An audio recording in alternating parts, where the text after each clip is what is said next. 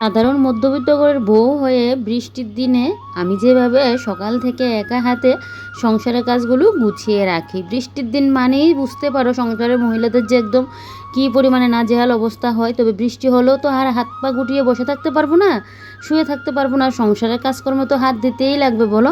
আমাদের এখানে তো 2-3 দিন যাবৎ চলছে এক নাগারে বৃষ্টি, বৃষ্টি তো মানে সারাদিন যেন বৃষ্টির আর শেষে নেই। আজকেও কিন্তু সকাল থেকে বৃষ্টি বৃষ্টি বৃষ্টি কিন্তু চলছে। হঠাৎ হঠাৎ দেখবে এত পরিমাণে জোর কদমে বৃষ্টি থাকে, সাথে হাওয়াও দিবে, আবারও কিন্তু আবার আসতে কিছুক্ষণ হওয়ার পর দেখবে আবার বৃষ্টির পরিমাণটা কিন্তু কমে যায়। তো এদিকে ঘুম থেকে উঠেই দেখো আজকে একদম বিছানা টিছানা তুলে পরিপাটি করে নিচ্ছি, মানে আজকে একদম এই ঘর গুছিয়ে টুছিয়ে তারপর যাবো রান্না করে। আর এদিকে আমার ঘরের অবস্থা দেখতে পারছো, চারিদিকটা দেখতে একদম বাজে লাগছে আমি জানি, কিন্তু কিছুই করার নেই। বৃষ্টির দিনে এই খাটের স্ট্যান্ডগুলো একমাত্র আমার ভরসা। কতদিন যাবত তো মানে 2-3 দিনের কাপড় চোপড় মিশিংয়ে একদম টাল করে ফেললাম। তো এদিকে আমার এদিকে ছায়া, তারপর নাইটি এগুলো পড়েছে, কালকেও নতুন ছায়া বের করতে হয়েছে, তোমাদের দাদাবাড়ির গেঞ্জি, তারপর আরও কী কী ছিল, তো এগুলো কয়েকটা ধুয়ে দিয়েছিলাম, তো ড্রাই করে দিয়েছি। তো এই বৃষ্টির দিনের জন্য আমি মনে করি ওয়াশিং মেশিন খুব ভালো। ওই যে ড্রাই করে এদিকে মেলে দিয়ে রাখলাম। আর এখন যেহেতু বৃষ্টি চলছে, ঠান্ডাও তো চলছে, মানে বৃষ্টির জন্য তো ঠান্ডাটাও একটু পড়েছে, তো তার জন্য না সারাদিন তো আর পাখা চালাতে হয় না। তো রাত্রিবেলায় এই হালকা একটু করে পাখাটা চালিয়েছিলাম। এক তো আমার ঘুম আসছিল না, তারপর ঠান্ডা, তারপর এদিকে ভাবলাম যে কাপড় চোপড়গুলোও শুকিয়ে যাবে, তারপর আবার মাঝরাতে অফ করে দিয়েছিলাম, ঠান্ডার ছুটে অফ করে দিয়েছি। কতদিন যাবৎ কী গরম, দুটা পাখা চালিয়ে যেন শান্তি পাচ্ছিলাম না, ঘুমই আসতো না, এত পরিমাণে গরম। প্রকৃতির মানে কখন যে কী করে, প্রকৃতির কাছে আমাদের সবাই কিন্তু হার মানতে লাগে। প্রকৃতি যে কখন কী রূপ ধরে দেখো, গরমের জন্য আমরা সবাই অতিষ্ঠ হয়ে পড়েছিলাম, এখন আবার এই বৃষ্টি হতে কিন্তু বেশ ঠান্ডাও দিয়েছে। আর ঠান্ডা লাগলেই তো আমার হাত পা ব্যথার সমস্যা, কালকেও সে হাত ব্যথা, যাক হাত ব্যথাটা কমলো। এখন ভয়ে এরকম পাতলা যে একটা স্টোলের মতো এগুলো কিন্তু আমি পরে রাখলাম, যে আমার বেশি যেন ঠান্ডাটা না লাগে। এখন আবার কি ইচ্ছে করছে বলো এই সোয়েটার ফোয়েটার বের করা, আর বের করলেই তো এগুলোকে আবার 2-3 দিন গায়ে দিলে আবারও ধুতে লাগবে, সেই ভয়ে আরও বের করার ইচ্ছে করে না। দেখি বেশি ঠান্ডা হলে তো বের করতেই হবে বলো। তো এদিকে বিছানাটা গুছিয়ে নিলাম একদম সকাল সকালই। আজকে এই বৃষ্টির দিনে, মধ্যবিত্ত ঘরের বউ হয়ে বৃষ্টির দিনে আমি যেভাবে একা হাতে সংসারের কাজগুলো গুছিয়ে করি, সেটা আজকে তোমাদের সাথে কিন্তু শেয়ার করছি। একা সংসারে একা হাতেই কিন্তু আমি সমস্ত কাজকর্ম কিন্তু করি। তো এদিকে দেখো এবারে টিভির যে ওই সুকেজের উপরটা একটু মুছে দিচ্ছি।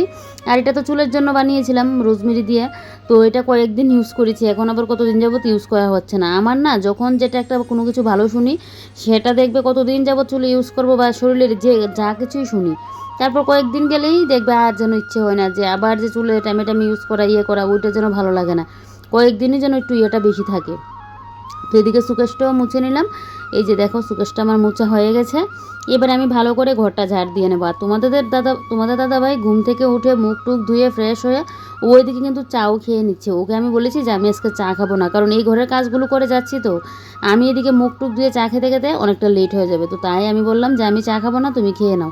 আর আমি এদিকে ওই ঘরে যেহেতু আসছি, একদম এই ঘরের কাজটা শেষ করেই আসি, না হলে এই ঘরের কাজটা যদি ফেলে রাখি তো দেখবে ওই ঘর থেকে আস্তে আস্তে আবার 12টা-1টা বেজে যাবে, তখন কি আমার মানে ওই ঘর থেকে আস্তে আস্তে 12টা তো বাজবেই, মানে 11:30-12টা এরকম বাজবে। তবে এটা রান্নার উপর নির্ভর করে কয়টা বাজবে। তো এদিকে দেখো এবার এই যে এই মিচিবের উপরে যা যা জিনিসপত্রগুলো, এগুলো একটু যেগুলো দেখলাম একটু মানে ময়লা পড়ে আছে, এগুলো একটু মুছে দিলাম। তারপর এদিকে চলে আসলাম পেছনের রুমে এসে এদিকে দেখো এবার আমার মিশিংটাকে একটু মুছে দেবো। কতদিন যাবত মিশিংয়েও বসা হচ্ছে না, বৃষ্টির সাথে সাথে আমারও যেন একদম কাজে লাট পড়েছে। বৃষ্টির দিনে যখন দেখবে কোনো কিছু কাজ করার ইচ্ছে হয় না, বাইরে বেরোনোর ইচ্ছে হয় না, মনে হয় সারাদিন শুয়ে বসে কাটে, কিন্তু শুয়ে বসে তো আর কাটানো যায় না, সংসারে সব কাজই করছি, কিন্তু আমি যে ওই সেলাইয়ের কাজ ওইগুলো আর করছি না, না দিদির বাড়িতে সেলাইয়ের কাজের মানে ইয়েতে যাচ্ছি, না এদিকে বাড়িতে কোনো কাজ করছি, এই হলো গিয়ে আমার অবস্থা। তো যাক এদিকে দেখো এটাকেও মুছে দিয়েছে, আর যেহেতু একদম জানলার সাথেই, তাই জন্য কিন্তু এটা মানে কি বলবো, এখন তো আর ধুলো টুলো নেই, তারপরও অনেক সময় বৃষ্টির বেশি এটা হলে আমি জানলাটা কিন্তু আটকে দিই। তারপরেও সব জিনিসে তো মানে ঘর ঝাড় দিলে তো ধুলোবালি গিয়ে পড়ে বলো, এমনিতে বাইরে থেকে ধুলো না আসলো, বৃষ্টি হতে তো এখন ধুলোগুলো মজেছে, কিন্তু ঘরের তো একটা ধুলো থাকে, এগুলো গিয়ে তো পড়ে, তো তাই জন্য এগুলো মুছেই রাখলাম মেশিনটা। আর এটা সবসময় আমি ঢাকা দিয়েই কিন্তু রাখি, যেহেতু একদম জানলার পাশে, তাই। তো এবারে ঘরটা ঝাড় দিয়ে নিলেই বেশ, তাহলে দেখবে আমার কিন্তু এই ঘরের কাজকর্ম কমপ্লিট। আর সকাল সকাল এরকম ঘর দোর গুছানো পরিপাটি থাকলে দেখবে ঘরটা দেখতেও যেন একটা লক্ষ্মীশ্রী ভাব কাজ করে। আর মধ্যবিত্ত সংসারে দেখবে এরকম এমনিতে দেখবে এখন আর আজকাল কারোর বাড়িতে কেউ আর যায় না, তারপরেও হঠাৎ যদি একজন লোক চলে আসে, বাড়িটা এরকম অগোছালো দেখে ঘর দূর, তখন লোকটা মনে মনে হলেও বলবে, সামনে না বলুক, যে দেখো বাড়ির বউটার কি ছিঁড়ি কী অবস্থা করে রাখে ঘর দূরের। আজকাল তো আর কারো কারো বাড়িতে এসে যে বসে থাকবে, শুয়ে থাকবে বা প্রত্যেক দিন এসে গল্প করবে এরকম লোক কিন্তু এখন আর নেই। আগে এরকম ছিল, যদিও এখন গ্রাম সাইড দিয়ে কিন্তু এগুলো আছে, কোনো কোনো সাইড দিয়ে এগুলো কিন্তু নেই। তো এখন আর আজকাল এরকম কেউ আসে না। তারপরও মনে করো হঠাৎ যদি কেউ আসলো এরকম ঘর দূর, তো দেখলে আমরা এরকমই বলবো বলো, মানে পিছনেটা কিন্তু করে ভাববো না যে না হয়তো বা কোনো কাজের জন্য করতে পারিনি বা কি, এগুলো কিন্তু আমরা ভাবি না। ভাবে কি দেখো কতটা মানে কয়টা বাজে এখন পর্যন্ত ঘর দুটো গোছাতে পারলো না, এরকমটা কিন্তু মানে আমরা কিন্তু ভাবি। আর আমারও ভালো লাগে মানে সকাল সকাল ঘর দরটা একটু গোছানো থাকলে, তবে সবসময় আর সম্ভব হয় না গো। যদি রান্নাঘরে ঢুকে যায় তাহলে আর আমার এই ঘরের কাজকর্ম আর হয় না। তবে হ্যাঁ, কালকে তো বড়মশাই না খেয়ে গিয়েছিল, সকালে ওই দই মুড়ি টিফিন খাওয়া হয়েছিল। আজকে কিন্তু আর না খেয়ে পাঠাবো না, আজকে রান্নাবান্না করেই মানে করে পাঠাবো। তো আজকে আর সকালে স্নান নেই, তো তাই জন্য কিন্তু আর মানে ওই যে খেতে পারবে না ও তাড়াহুড়ো করে মানে স্নানে দৌড় দিতে লাগবে এরকমটা করতে হবে না। তো এদিকে দেখো এই জায়গাটা ঝাড়ু দিয়ে নিলাম, আর পিঁপড়ে এখানে মাটি তুলে রাখলো, তাই জন্য এই জায়গাটার মধ্যে কিন্তু আমি জল ঢেলে দিচ্ছি এখন। এই যে দেখো পরে আবার বালতি দিয়ে জল ঢালতে লাগবে, ওই দিয়ে দুইটা সাইড এগুলো পরিষ্কার করে দিতে লাগবে। যেহেতু বৃষ্টি, তো ঝাড়ু দিয়ে তো এখানেই ফেললাম, তো তাই জন্য জায়গাটা জল না ঢাললে পরিষ্কার হবে না। এদিকে রান্নাঘরে এসেই যে গ্যাসটা তো ঢাকা দিয়ে রাখি প্রত্যেক দিন, কারণ কক্কার যন্ত্রণা তো নাজেহাল অবস্থা। তো তাই জন্য গ্যাস, তারপর আমার ইন্ডাকশান এগুলো ঢাকাই থাকে। তো তোমাদের দাদাভাই চা খেলো বলে ইন্ডাকশানটা কিন্তু আর ঢাকা দেওয়া নাই। তো এদিকে দেখো এবার আমি এখন মুখটা ধুয়ে নেব। এই যে দেখো হাতে নিলাম ব্রাশ, এখন ব্রাশ করব। তো আরও আগে ব্রাশটা করতে পারতাম, তো দেখলেই তো ঘুম থেকে উঠে আগে ওই ঘরটা গুছিয়ে নিলাম। কালকে কোনো ভিডিও শ্যুট করিনি, তো কালকের দিনটা রেস্ট নিলাম। আর যেহেতু ভিডিও করা ছিল একদিনের, যেহেতু মাঝখানে আমি একদিন দুদিন ভিডিও শ্যুট করতে মানে তোমাদের সাথে ভিডিও পোস্ট করতে মানে শেয়ার করতে পারিনি একদিন, তো তাই জন্য ভিডিওটা তো রয়ে গেল। তো তাই জন্য কালকে কিন্তু পুরো রেস্ট করেছিলাম। কালকে তো আমাদের এখানে এত পরিমাণে ঝড় বৃষ্টি হয়েছিল, সারা দিন লাগিয়ে প্রায় সকাল থেকে শুরু হয়েছে 11টা পর্যন্ত বৃষ্টি ছিল। তারপরে আবার বন্ধ ছিল সন্ধ্যা রাত্র পর্যন্ত, তারপর আবার শুরু হয়ে গেল সেই যে বৃষ্টি। সকাল থেকে উঠেও দেখছি বৃষ্টি বৃষ্টি বৃষ্টি। এখন শুনছি বৃষ্টিটা নাকি কয়েকদিন থাকবে। এই বৃষ্টির পরেই দেখবে আবার কী পরিমাণে রোদ দেবে। আর বৃষ্টিটা হওয়াতে আমাদের এখানে ঠান্ডাও পড়েছে, আর এই ঠান্ডার চোটে আমার এখন হাত পা ব্যথা শুরু হয়ে গেল আবার। আমার তো আবার ঠান্ডা লাগতে পারে না। আর ঘরে ঘরে শুধু কাপড় চোপড়, ঘরে ঘরে যেরকম রান্না করে এরকম ওই ঘরে, কারণ দুদিন যাবতে আমার মেশিনের মধ্যে কাপড় চোপড় ফেলে রেখে দিয়েছি, বেড কাভার টেড কাভার সব কিছু। বৃষ্টির জন্য তো ধুতে পারছি না, তো বেড কাভারগুলো ধোয়া হয়নি, কিন্তু আমার নাইটি ফাইটি ছায়া ওগুলো তো ধুয়ে দিয়েছি কালকে। কি করব, আর বাইরে নিয়ে মেলতেই পারিনি, ড্রাই করে দিয়েছিলাম বেশি করে। তো পাখার নিচে যতটুকু হয়েছে শুধু কাপড় চোপড় এখানে তো দিয়ে রাখলাম। ওই সাইড দিয়ে তোমাদের দাদাভাইয়ের গেঞ্জিরে এই দেখো এখানেও দিয়ে রাখলাম। এই যে দুনো সাইড দিয়ে কিন্তু এইভাবে খাটের স্ট্যান্ডে মেলে রাখলাম। এই বর্ষায় আমার এই খাটের স্ট্যান্ডগুলোই ভরসা, তার জন্যই লাগিয়েছি। অনেক সময় কাপড় চোপড় না শুকালে কী করি, এই ঘরে তো অনেক সময় জায়গা হয় না, একটা তারের মধ্যে আর কি জায়গা হবে, তার উপর রান্নাঘরের কাপড় চোপড়ও থাকে। তো ওই খাটের স্ট্যান্ডে গিয়ে আমার কাপড় চোপড় মেলতে লাগে। তো এখন আমি মুখ ধোবো, ধুয়ে এদিকে কালকে রাত্রি রান্নাঘরের কাজ করে রেখে দিয়েছি, বাসন কুসন সব একদম ধুয়ে। তো এখন মুখটা ধুয়ে তারপর রান্নাবান্না বসাবো। আর কালকে কি হয়েছিল বলো তো, এক তো বৃষ্টি, তার উপর ঘুম থেকে উঠে দেখি কারেন্ট নেই। আর আমার যে কি অবস্থা হয়েছিল, ওইদিকে কাপড় চোপড় ধুতাম কালকে নেই না পরশু দিনকে, হয় পরশু দিনকে এরকম হয়েছে। পরশু দিন মানে আজকে 2-3 দিন ধরেই তো বৃষ্টি, সেদিন বৃষ্টি হয়েছিল, কারেন্ট নেই, তার উপর এদিকে জল নেই, মানে কি যে সমস্যার মধ্যে ভুগেছিলাম। সেদিন মনে হয় ভিডিও করেছিলাম, মনে হয় আমার ঠিকঠাক মানে খেয়াল নেই। আর কালকে তো পুরোপুরি অন্ধকার, সকালবেলা 8টার সময় আমি উঠলাম, উঠে দেখি একদম পুরো রাত্রিবেলায় হলে যেরকম অন্ধকার হয়ে যায় সেই রকম হয়েছিল। এত পরিমাণে বৃষ্টি হচ্ছে। আবারও সেই কাল মানে ভোরবেলার থেকে মনে হয় রাত্রিবেলাতে আমি ঘুমিয়েছিলাম বলতে পারিনি, তো ভোরবেলা থেকে শুরু হয়েছে বৃষ্টি, এত পরিমাণে বৃষ্টি। তো চলো এখন ব্রাশটা করি। আর এই মানে এই 2-3 দিন লাগিয়ে যে বৃষ্টিটা হলে এটা আমার ভালো লাগে না। এই যে রোদের পরে বৃষ্টিটা দিয়েছে এটা ভালো, সবার জন্য দেখবে ভালো, যারা কৃষক খেতে ফসল টসল ফলায় তাদের জন্যও ভালো বৃষ্টিটা হওয়াতে। না হলে কী পরিমাণে রোদ দিয়েছিল, যাক না বৃষ্টিটা দেখবে আবার কী পরিমাণে রোদ দেবে। তো আমার আবার এই 3-4 দিন লাগিয়ে যে বৃষ্টিটা, ওইটা আবার আমার ভালো লাগে না। তো চলো এখন মুখ টুক ধুই। আর তোমাদের দাদাভাই চা খেয়ে নিয়েছে, এই যে ও আগে উঠে একদম চাটা খেয়ে নিয়েছে, আর আমি তো ওই ঘর গুছাচ্ছিলাম তাই। চলো হ্যাঁ, সাথে থাকো।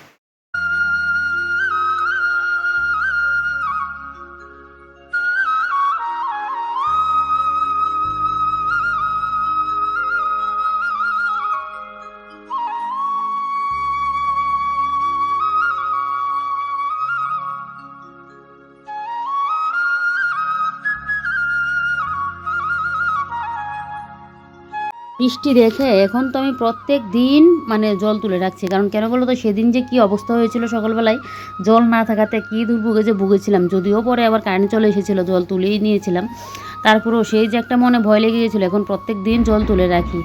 আর এদিকে বাসনকুসন সব গুছানো হয়ে গেছে, মানে কালকে রাত্রিবেলার দুপুরবেলার বাসনকুসন ছিল।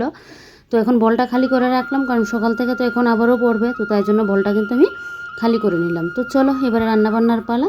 তো এদিকে তো ইয়েটার মধ্যে এখন বেগুনটা কেটে নিচ্ছি।